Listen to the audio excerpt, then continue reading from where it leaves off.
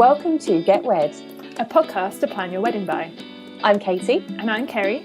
And we're both here as professional photographers and brides-to-be to help you plan your big day. Each week we'll discuss a topic that you'll encounter along your wedding planning journey. And with the help of fellow industry experts, we'll navigate this crazy wedding world together. Hi everybody. Hi everyone. Hello. Today we've got my lovely friend Emma joining us as well, and she is a previous bride from just a couple of weeks ago. And Kerry also shot the wedding as well, so we thought she'd be a very good person to speak to. Yeah. So Emma, just to give all our listeners a bit of a backstory on who you are, could you tell us a bit more about you and Will, how you got together maybe, and also when it was that you got married and where you chose? Yeah, sure. So me and Will met back in 2007. We didn't start going out straight away. I already had a boyfriend then. But when we well, we didn't start going out yet.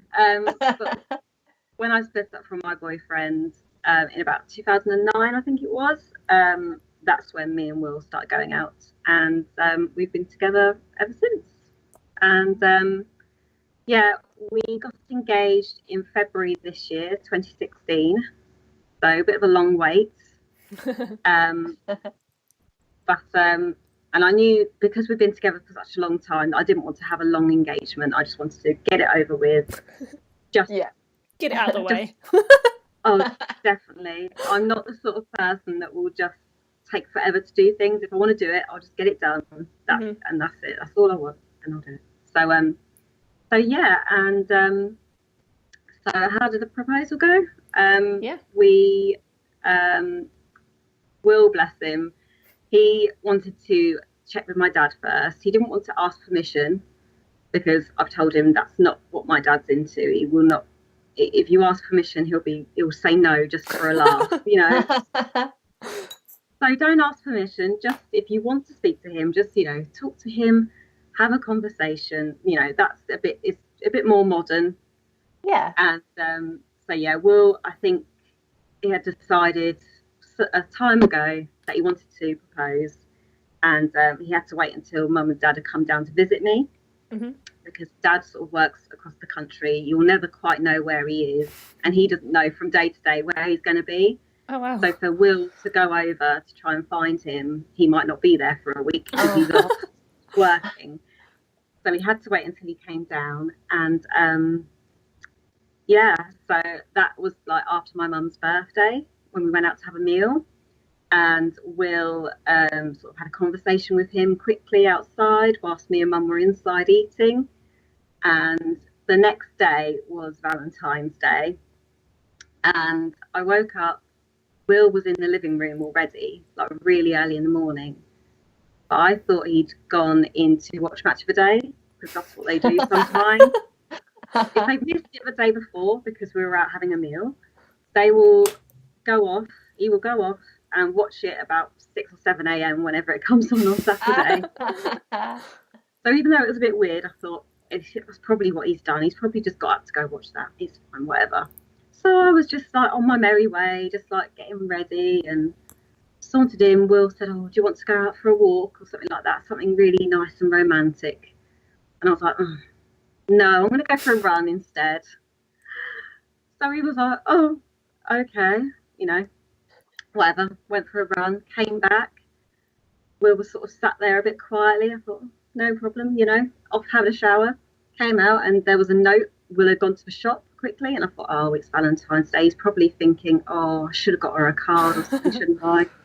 But we don't really do that, so that's why he hadn't got me anything before. And I thought, oh, you know, that's fine. So I had a shower, came in, and I like had still a dripping wet hair. Will had come back from the shop, and he gave me this card. And sure enough, it was a Valentine's Day card, and I was like, yeah, great, thanks. You know, I haven't got him one, but you know, that's fine. And he got me a box of chocolates that were in like a heart velvet, red velvet box shape. And in itself, I thought, that's a bit weird because I don't really eat chocolate. So I thought, oh, okay, I'll just, you know, thank you type of thing. But when I opened it, it was the ring box. And Oh, yeah, so he just sort of, I looked at him really confused, and he remembered suddenly that he needs to get down on one knee, and yeah, asked me to marry him.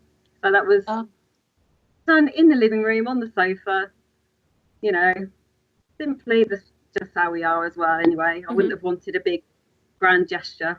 Oh, that makes me feel nervous just thinking about it. And yeah, and then that was it. Wow, bless him. that's really sweet. And I love the fact that you got engaged in February and now it's November and you're already married. Yeah, That's I some know. very speedy wedding planning. Oh, don't waste any time. I'm very organised. You are. Emma was like really good. She was like, right, let's do this. Let's go for it. So yeah. So Emma, so tell us about where you got married and why you picked that place. So we got married at the venue at Kersey Mill, which is near Hadley in Suffolk. And we picked that venue because it started off with, I wanted a specific date for my wedding, which was my 30th birthday. Oh, so, yeah. Well, I really love that fact, because I remember talking to you on the day and you were telling about how your mum and dad got married on your mum's 21st birthday. Yeah, exactly. So I thought that was I really liked that idea growing up. Like, you know, it was just a nice thing. It wasn't a tradition, and I don't even know why they got married on her birthday. I think it was just like ease or something. You know, it just happened to be a good date and they just went for it. But for me, I was just like, oh, it's kind of nice little thing to go with, and it happened to be on a Saturday this year. You know, 30th is an important birthday. Why not? It's the biggest party of your life. Yeah, definitely. Exactly. So from there, I knew that I wanted something on that date. So it was kind of a bit more straightforward for me because I knew I wanted something in Suffolk as well. And so it was just about finding a venue that was available on my birthday. And there were a couple. There wasn't very many, but that was the other thing about having a November birthday and a November date, was that we could do it quite quickly. It wasn't all booked up. It wasn't peak season, you know. So that was the other reason as well to sort of go for that. I thought that would be helpful to get it speedy, a wedding going on. And so basically I just Googled and phoned up lots of places. I didn't want a church wedding because we're not religious particularly. So I knew I wanted a registrar. I did think about, because obviously, Katie, what you've done is have your registry office wedding and then had a ceremony in a different place. So we did consider that, but I just thought, oh, just for ease, I'll just go for a registry, like approved location type of thing. And again, that made the list much shorter. So we only had about, I think, 2 or 3 venues to choose from with all my criteria. So we visited 3, and in the end whittled it down to 1 because we just really liked the location. It was quite reasonably priced, and yeah, that was it basically. Easy. Yeah. And it's such a relief, isn't it, once you kind of get that and get your venue and your date and all that kind of stuff sorted, isn't it? Definitely, that was the thing I was stressing out the most about before. At the very start, that was the thing I wanted done straight away, was get the venue sorted, because I knew from that sort of everything else will follow, really. Yeah. You have a date. So perfect. Yeah. So if we kind of sorry. That's right, you go. You carry it, just eager, so eager. Tell us more. So if we kind of like fast forward to your wedding day, and in the morning and everything like that when you're getting ready, how did it kind of feel in the actual morning of your wedding? Is it quite a surreal experience, would you say? Can I just mention from my point of view that Emma was the most chilled out bride I've ever seen on a wedding morning. Really? I knew she would be, because you're very late, so I thought you would be. I didn't feel like it was a wedding day at all. Just kind of walked in like it was just hanging out in a room. Someone's doing her hair.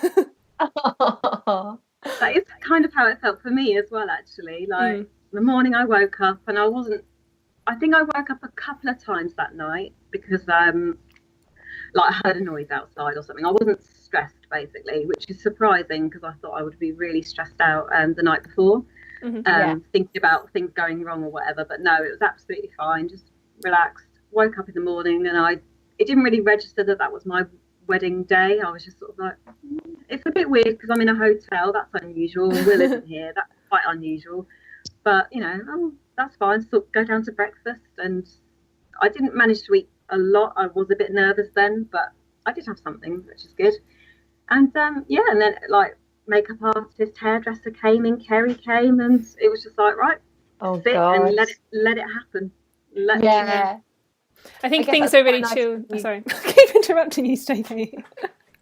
I was going to say that I think that's why it's quite nice to have hair and makeup done, actually, because it is, like you said, it's just being pampered then, isn't it? So it's one less thing to worry about. So that's quite nice. Yeah. So, Kerry, what were you going to say? I was going to say, I think it helped add to your relaxed atmosphere because you didn't have like your bridesmaids on the day were young bridesmaids, so you didn't have any adult bridesmaids getting ready with you on the morning, which kind of meant there was no stress in the room at all because it was literally just you and your mum, and I think that really helped kind of keep everything nice and relaxed for you.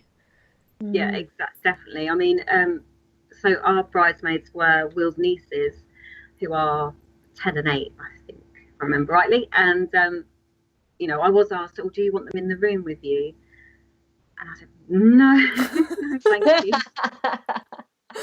I don't really want to cope with all that, thank you. I'll just, it's probably easier for them anyway to have got ready at home with their mum and dad. So I was just like, no, leave me be. I'll just, sit back. And that was the good thing about having hair and makeup artists, is that I could just sit back. We'd already had a trial, already decided what I wanted. And that was it. I just had to just, have conversations with them, really. That's all I did, just chat. Yeah. Good. Nice and relaxed. So what was unusual about your wedding day was that you and Will decided to see each other before the ceremony, which is known as a first look and is like a really big thing in America. So we'd love to hear your reasons behind why you decided to do that and how you feel that helped you with the nerves and everything else on the wedding day. Yeah. So we decided to get a first look for a couple of reasons. One, the practical reason, I'm the practical person, I want a practical reason, is that our ceremony was at 3:30 and 3:30 late November, I think sunset was at 10 to 4 or something like that. I knew that if we hadn't seen each other before the ceremony, we wouldn't have much chance, if at all, depending on if it was cloudy, really cloudy, or dark. We might not have had any photos outside in daylight. And I thought that would be a real shame to not have that, because they look amazing. And even though nighttime photos look great too, but you do want something, something natural light. Yeah. So that was one reason. Will's reason was that he didn't want the pressure of going all day, like up until 3:30 that day, not seeing me. And he didn't quite trust his emotions. He wasn't sure what was going to happen when he saw me, and if he did cry or anything like that, he didn't want that to be in front of a load of people. Oh, that's so sweet. Bless him. So those were the main reasons, to be honest. But it was I was really glad to do it, actually. It was really good. I had a nice private moment, really, and I suppose you don't really get that if you have it in front of everybody, even though you have nice, lovely reaction shots. Speaking of photography, nice reaction shots as the bride comes down the aisle and the groom seeing the bride for the first time. Some of them look amazing, but it's just, at least we weren't banking on that looking amazing. If you catch the meaning. One of us looks, or a guest is looking weird or something, I don't know. I think that is a really nice thing about the first look, is the fact that you get to talk to each other as well, because so often in normal ceremonies you walk up the aisle and you stand there and then the ceremony begins. You don't even get a chance to be like, wow, look at you, or oh, you look really nice. There's no opportunity for that, actually just straight into the ceremony. And the fact that you and Will had that moment to just have a chat and be like, take some deep breaths and be like, okay.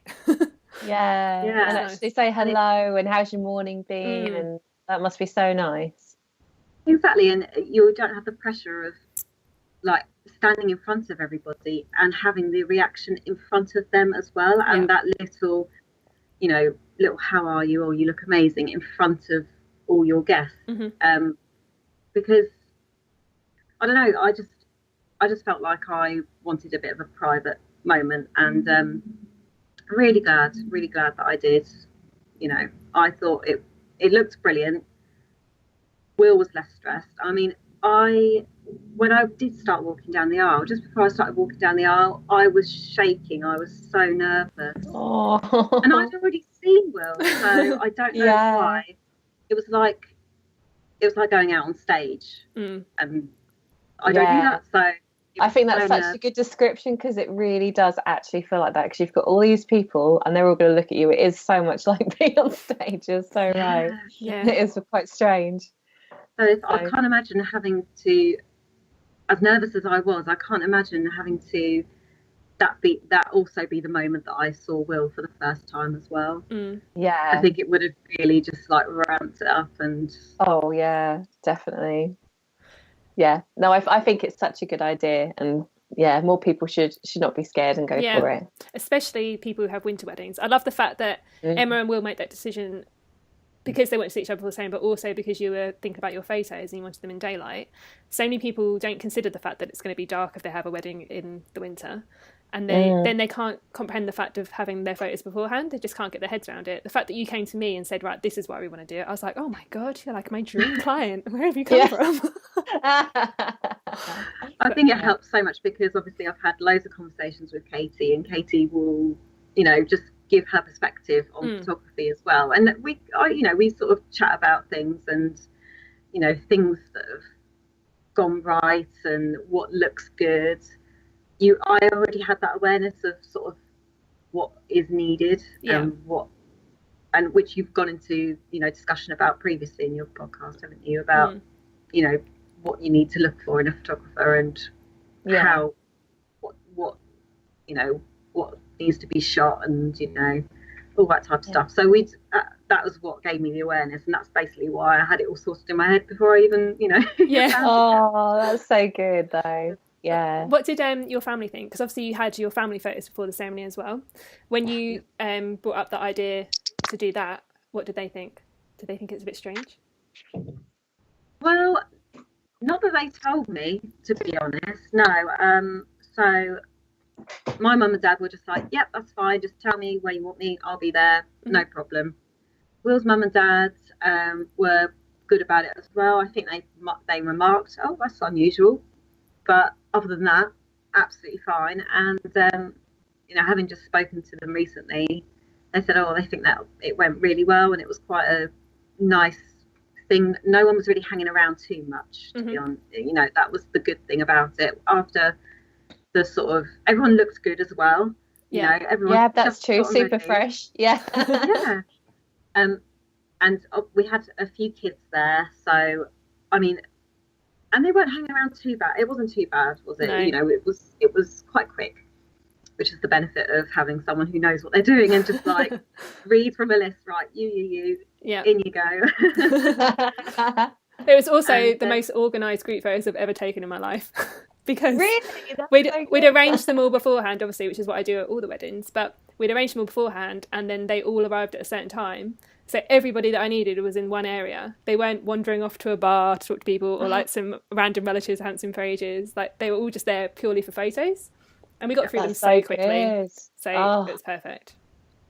That's so nice. It was like military precision. It was like, yep, stand by, man, done. And then afterwards, obviously, then they were free to roam around after the ceremony. They didn't have to worry about being in a set place at one time, because I might be called for photos in a minute. They could go off and chat with whoever they wanted, and so I think they thought it worked really well. Yeah, no, I highly recommend that. I think that's really good. What do you think about the whole superstition of seeing each other before the ceremony? Because I know that's what a lot of people's worry would be. Is like, oh, it's bad luck. I know, it didn't even really cross our heads at all. It didn't cross our minds. I was just like, practically it works really well, so let's just go for it. Yeah. I can't even remember, what is I don't even know why it's I don't know why it's bad luck. I don't. It's so silly because sometimes people get really funny about it. They're sort of like shutting all the curtains, and then you're like, no, the light, the beautiful light, let it in. And then they're, especially if you're all getting ready in the same kind of area or venue, they're like, oh my god, I can see some of the boys over there. But it's like it's fun. I don't ever understand why. It's so weird, isn't it? Like, it's strange. And to be honest, like Will's outfit, I'd already seen it. We'd already gone to have a look. He wanted to know, because basically I was, obviously I was in charge of what colour it had to be and all that. Yeah. I'd already seen it, and that was fine. But Will really didn't want to see my dress before the day. He didn't want to know anything about what it was, or what my hair was going to be, anything like that. He didn't want to know. He wanted it all to be sort of like, like an instant reaction, and that is the real reaction because he hadn't seen it before. So, and we had that aspect of it, but otherwise, I was just like, let's just get on with it. And sorry, I've lost my trail of thought now. What was your favourite bit then of the whole wedding day? I think my favourite bit was, after trembling and shaking in my shoes, walking down the aisle, was actually like having that sort of quiet moment with me and Will at the altar, or whatever you call it. And just saying our vows. It was really nice, and I really enjoyed that. I think also because afterwards everything got a bit like hectic. And we had our ceremony and our reception all in one venue, so we didn't really have much of a lull period. It was like, right, ceremony, drinks, food, dancing. So I think the other favourite moment I had was when I happened to catch Will, and we were on our own. We weren't actually, neither of us were talking to someone else, so we were just like, oh my god. So we went outside for 5 minutes and had a chat on the sofa. It was really that's so cute. And then we got interrupted by a guest, and I was like, oh, was it Katie? Jumping on you?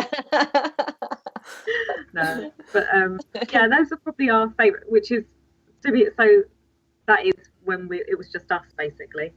I mean, I know the ceremony we were in front of a load of people, but it was just us in that little moment. That was our favourite. Would that be probably like one of your tips that you would say to people is try and like just have a little bit of time together and kidnap those little like moments together? 100%, definitely. And yeah, definitely. And I think as well with Kerry, you obviously took us away for a couple of shots as well, and that was a great opportunity for us to sort of even just walk into location. We just sort of had a moment to just rest and just be like, this is nice. We're married. So it is I would really recommend just a few quiet moments together. Definitely 100% worth it. And looking back, is there anything that you would change now? Although it's not that long ago, so 2 weeks ago. Not that long ago. What would I change? I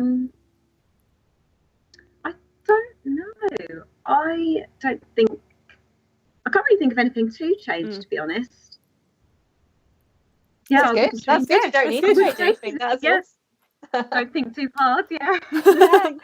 That's really good. So now that it's all over, how do you feel? Like, do you have you got like a big void where you've got nothing to plan? Wedding planning. Yeah. Katie was saying the other day that she's kind of got a bit of a wedding come down.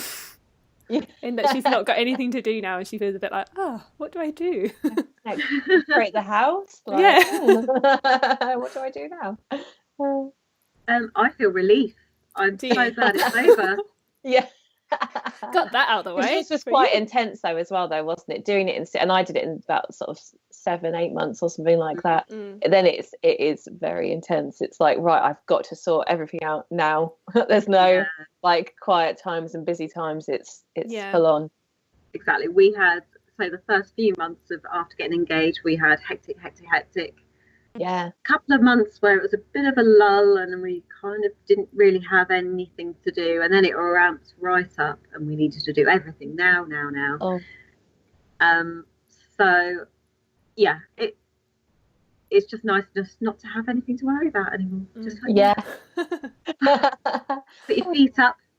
Yeah, definitely. Because you both went away for like a little mini moon as well, didn't you? So would you recommend that then, having, rather than going straight back to work? Do you think it's nice to have that little break? I think it's nice to have that little break. And I initially wanted to go on our like real honeymoon, I suppose, which you know, a big holiday. I wanted to do that straight away because I was so eager to go and have like a really good holiday away. But Will was like, no, can't, no, just deep breath, think about it. You know, we just want to just relax. We don't want to be sightseeing or doing anything like that. We just want to chill. So that's what we did. And yeah, I'm so glad that we did, because we slept for like 2 days. Yeah, I bet. It's exhausting, isn't it? And I think emotionally it's exhausting as well as everything else, isn't it? So how many days did you go away for? How long was your mini moon? So we went Monday to Friday, so 4 nights. And yeah, it was we went to Brighton, and yeah, it was really nice. It was really good to just get that time away from everything. Nice and chilled. Yeah, no, I do recommend that. And then you've also got something cool to look forward to too, because then you can probably like beat the blues a bit and book your really big, you know, holiday. So that's quite cool as well, I think, isn't it? So exactly. So that is that's what I was going to say basically. So now, once we've sort of had our period of relaxing and having nothing to do, we will then start planning our proper honeymoon. So it does sort of beat away the blues a little bit, because you will have something to do. After that, I don't know. we'll have to find something else. Have you finished decorating your house yet? No. There we go. Yeah, done. And what were your kind of, because you also said to me today that you're sort of changing your name and all that kind of stuff. So how have you found all of that? Because that's a bit of a headache. So you might have some good advice for people out there.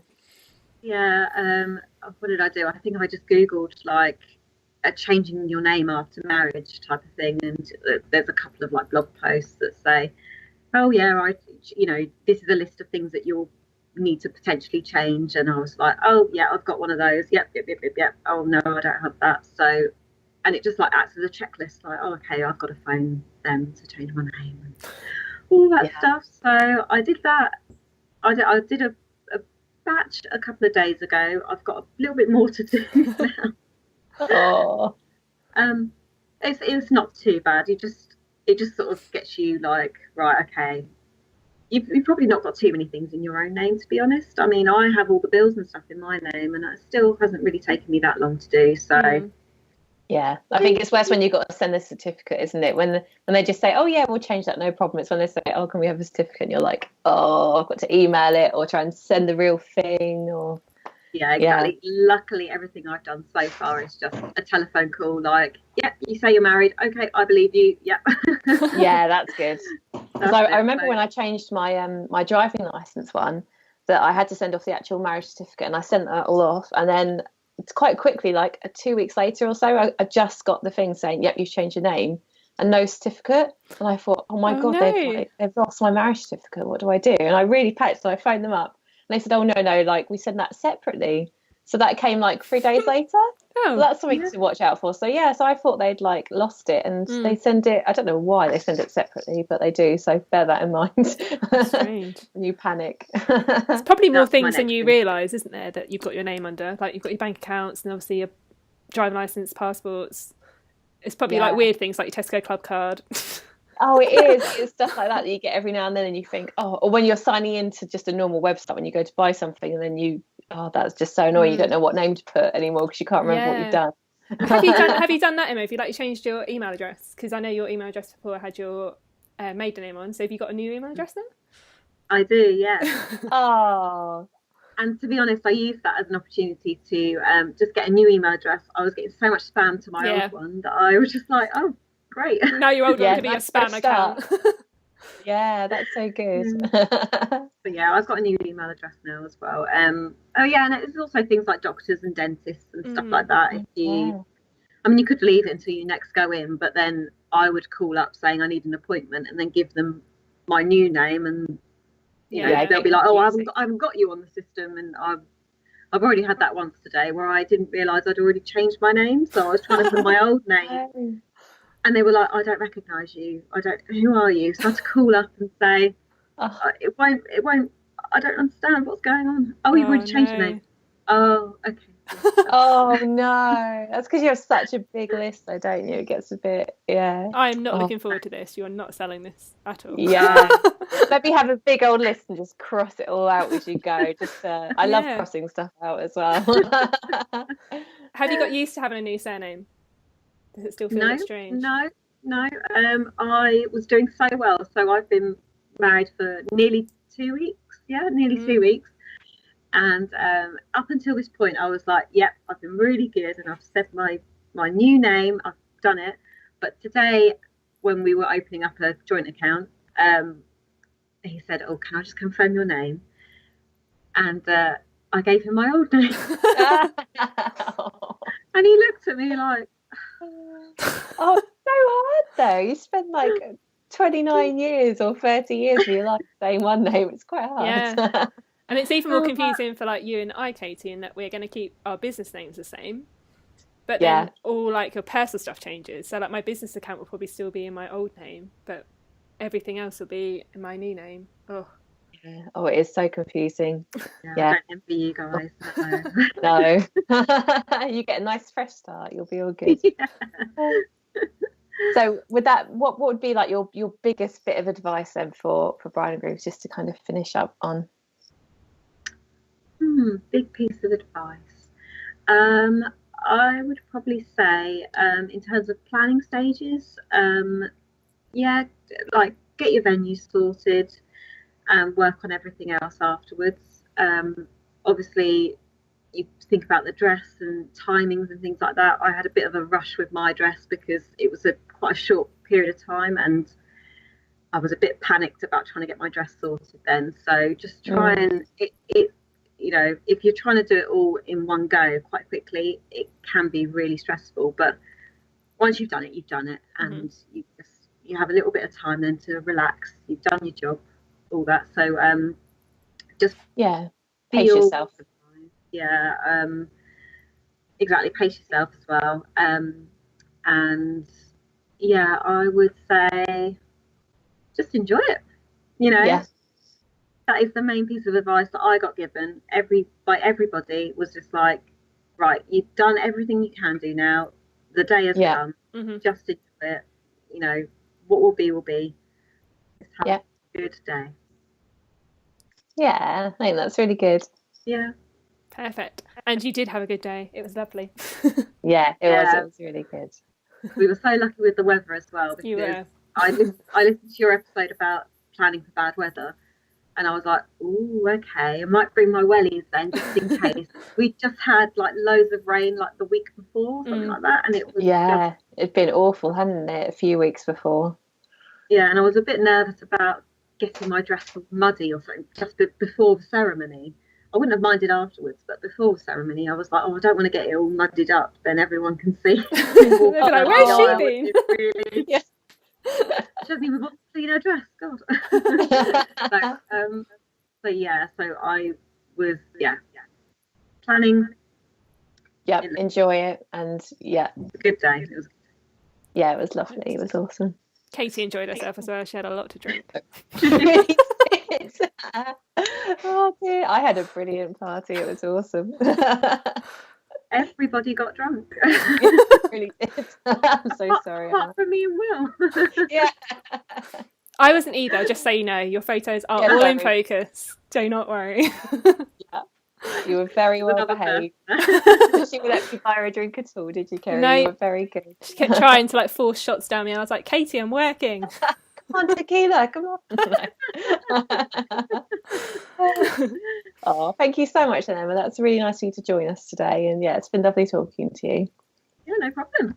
Thank you so much. You were our first guest bride, so yes, be all famous. Perfect. Thank you so much. And I will be in touch soon because your photos are very nearly ready. Oh, yes. Oh, thank you. See you later, Emma. Bye. Thank you. Bye. Thanks for listening to Get Wed. We hope you enjoyed us babbling on.